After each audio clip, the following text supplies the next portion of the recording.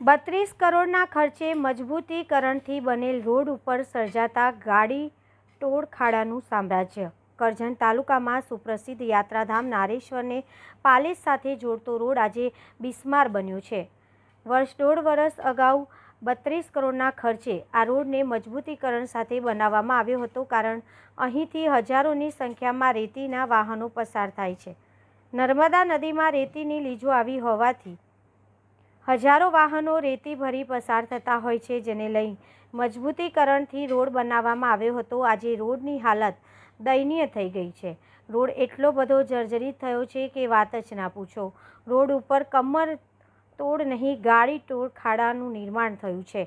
હાલમાં રેતીના સ્ટોક ઉપરથી રેતી ભરી ઓવરલોડ વાહનો પસાર થવાથી રોડ ઉપર 3 થી 4 ફૂટ ઊંડા ખાડાનું સામ્રાજ્ય જોવા મળી રહ્યું છે। નાના વાહનો ક્યાંથી હંકારવા એ મૂંઝવણ રૂપ લાગી રહ્યું છે। રોડ ખાડામાં કે રોડ ઉપર ખાડા છે કહેવું મુશ્કેલ થઈ ગયું છે। રોડ ઉપર જાણે ડામરની જગ્યાએ કાદવ કીચડ હોય એવું લાગી રહ્યું છે। મોટા ખાડાઓના કારણે ખાડાઓમાં વાહનો ફસાઈ ગયા છે। 108 જેવી ઇમરજન્સી સેવાવાળા અહીંથી પસાર થવામાં મૂંઝાઈ રહ્યા છે।